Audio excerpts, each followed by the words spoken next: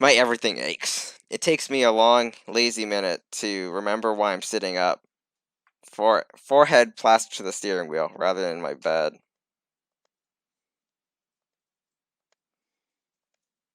I drove all through the night to get us to the Grand Canyon, arriving at the south rim around the time that I couldn't keep my eyes open any longer.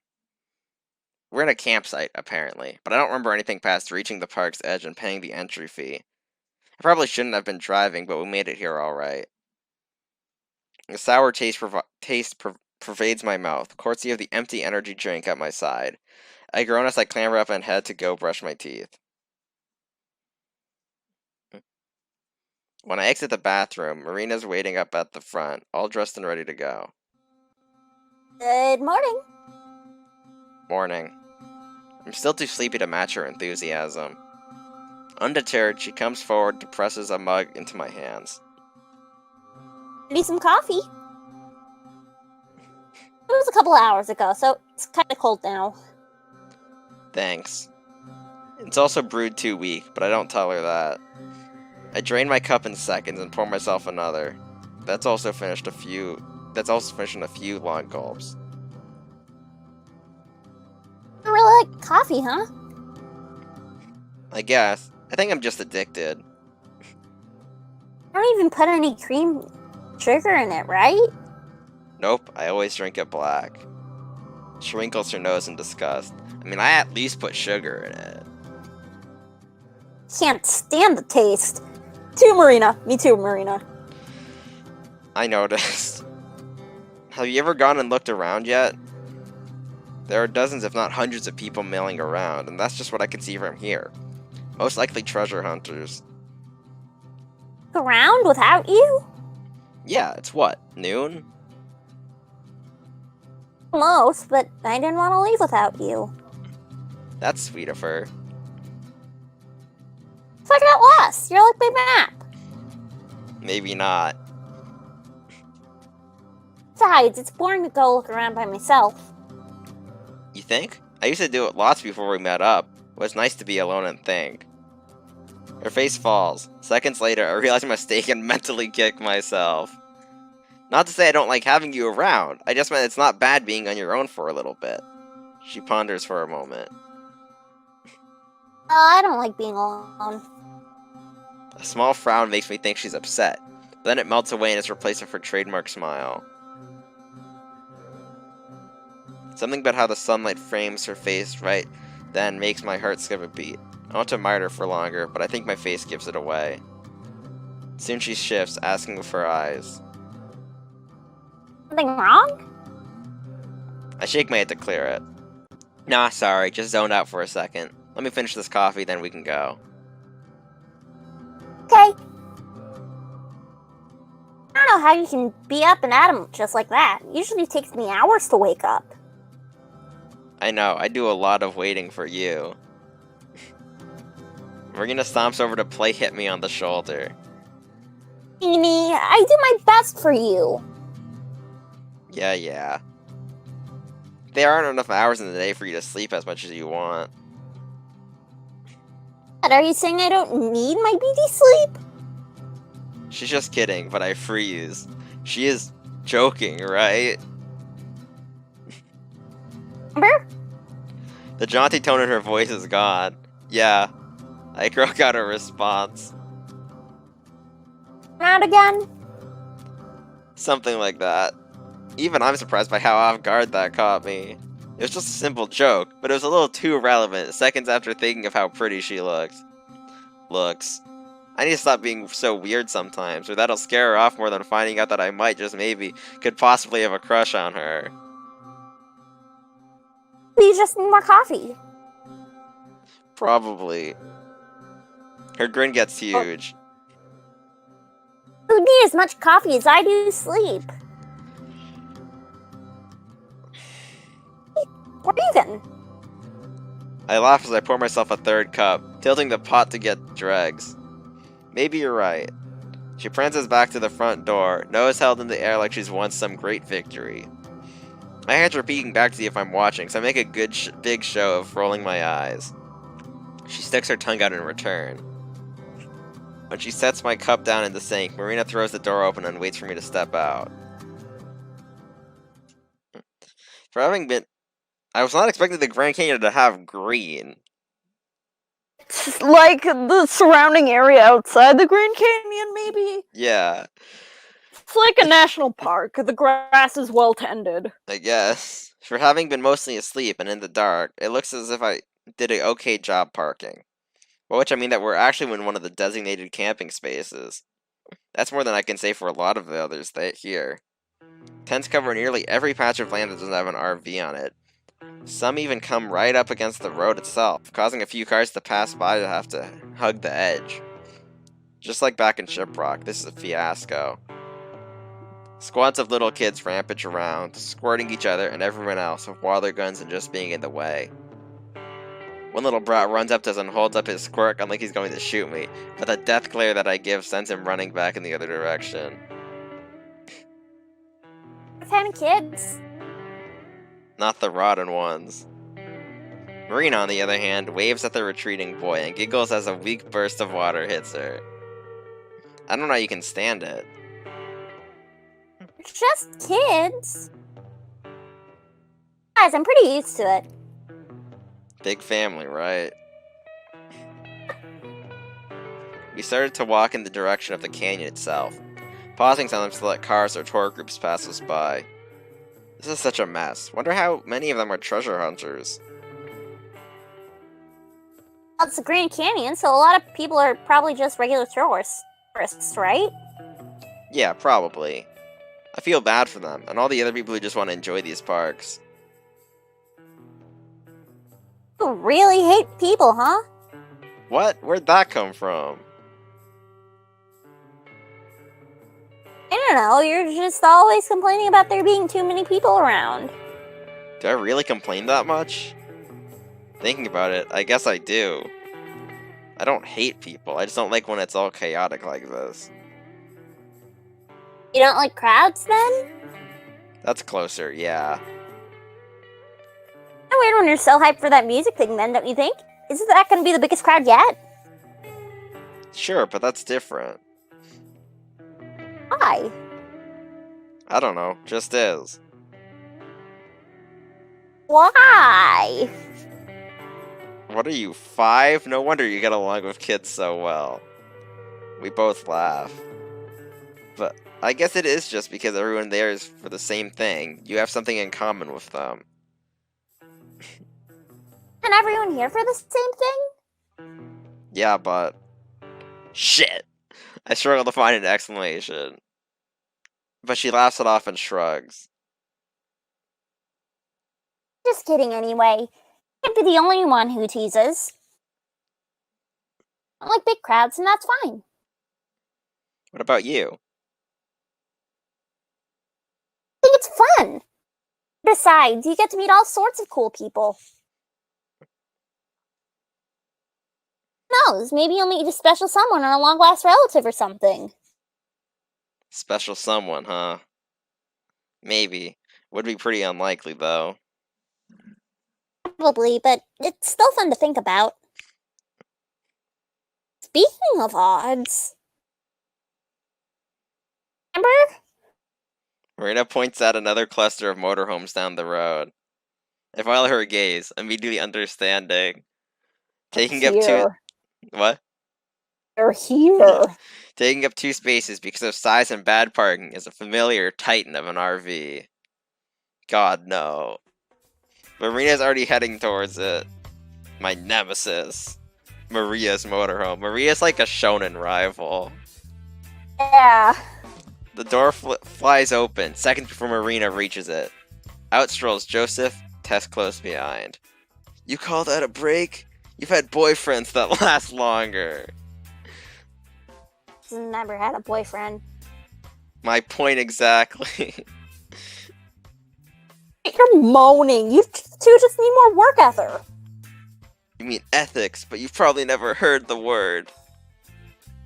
Marina appears in the doorway, leaning on a shovel. I can see her about to retort. Then she spots either me or Marina, and her glare is replaced with a smug grin. Well, look who finally caught up. Guys! Oh, hey there, ladies. I sigh and speed up my glacial pace. May as well get this over with. Maria picks up a crate of tools from beside her and carries them out, before shoving the crate into Joseph's hands. His knees buckle at the weight, and then he sets it on the ground. Follow our dust all the way here. I wish we'd seen it, just so we could have stayed away. We should go now and get a head start on the next piece before we find the one here. She clutches her shovel like a sword and points it at me. Unless you're gonna fight for this one too. I raise my hands in surrender. We already had one bust that came to Chelly. This one's all yours to screw up. The shovel drops a couple inches, either as a response or because her arm's getting sore. I mean to Chelly, but there's only one Grand Canyon. There's more than one canyon in the world, Mare. Figured it was there at the Mummy Cave ruins, but we didn't find anything. So you want to search all 2,000 miles of the Grand Canyon, then good luck. Damn it! Maria throws down her hands and the tool bag slips from her, plummeting onto Joseph's foot. Hard. The crates in his hands are the next to fall, this time onto the other foot. The boxes burst open, flooding the ground with heavy hammers and wrenches. A gasp escapes his mouth, then silence. You gonna get drunk and cry yourself to sleep again, sis? Somehow, through pained grunts, Joseph manages to speak. The limit is once per week. Maria's eyes twitch. In one smooth motion, she whirls around and clonks her companions' heads, huffs, then crosses her arms. Joseph reacts like any normal human being and rubs his head to soothe his ever-ending pain. Tess hardly acknowledges it, wobbling back and forth like a human bobblehead. I don't think I'll ever get over how creepy that girl is. She clonks Joseph again for good measure. Marina and I both wince. I imagine this is how it was for Howard when he first met Linda. At least we get to see the canyon that way. Jesus. From out of nowhere, Tess pops up at my side. Tess has been wanting to go out and see the sights, but Maria's too busy breaking her back for that. Sisters are bossy, huh? Tess nods, which prompts Marina to stoop down and hug her apathetic kindred spirit. We're not alone. Marina looks at me, eyes big. Keeper, so cute. That's property theft. Sorry, only one stray at a time. Huh? Marina releases Tess and reaches out her hand as they float apart.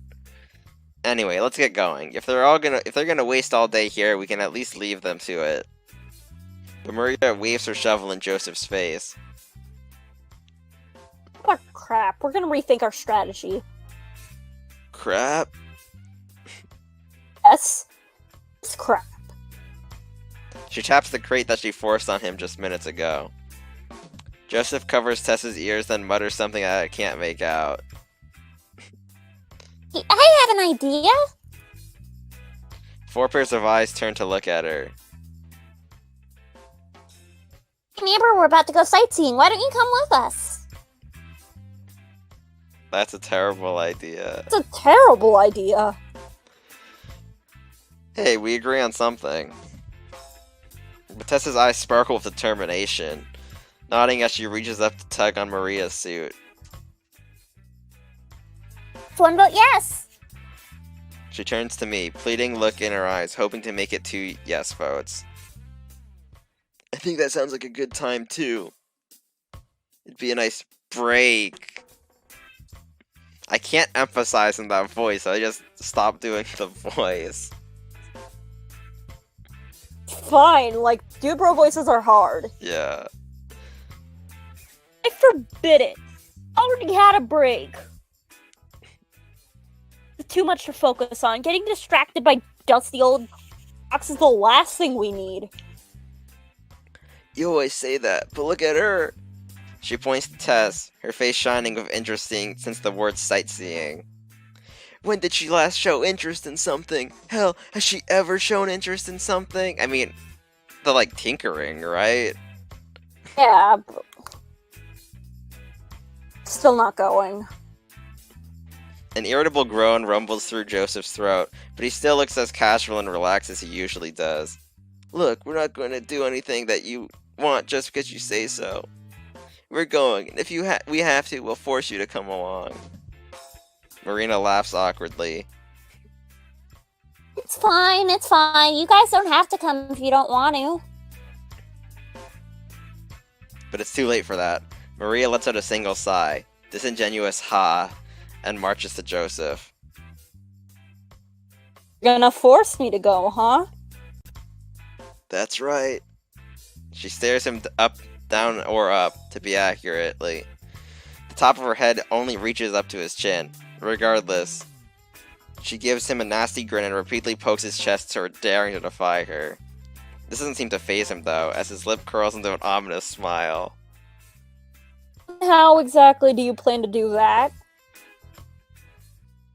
What was that scene transition? Fast and majestic, the canyon dominates the horizon, as far as my eyes can see.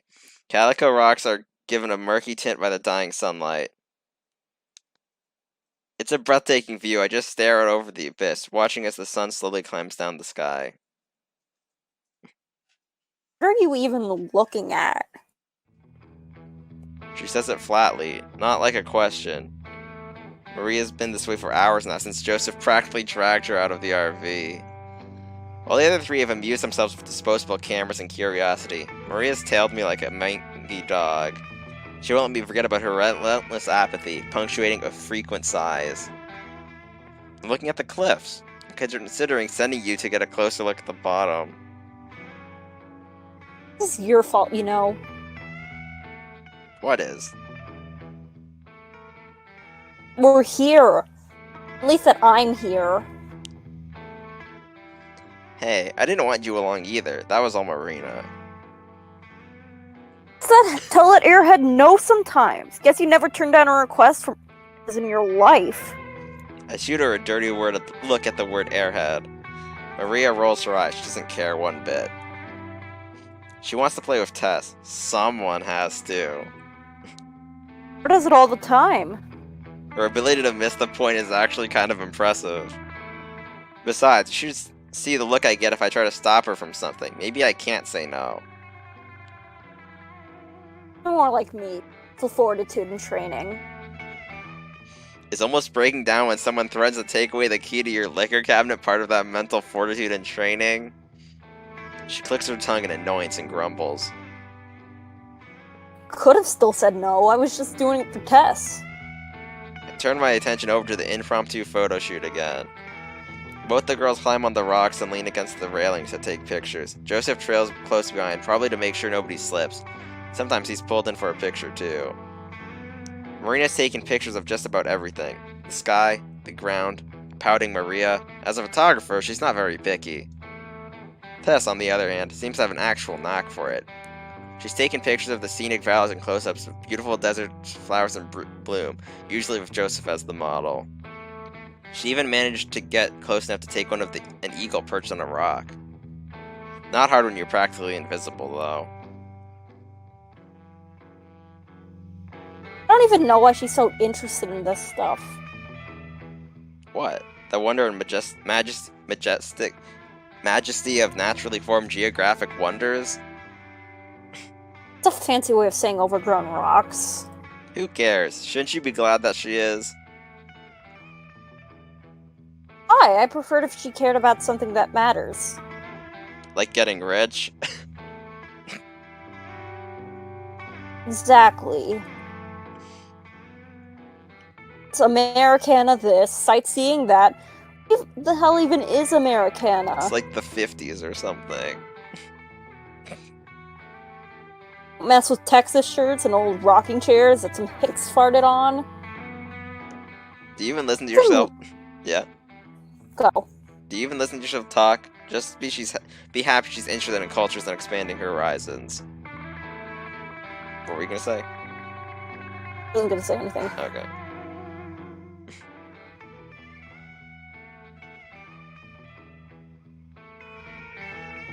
Sure.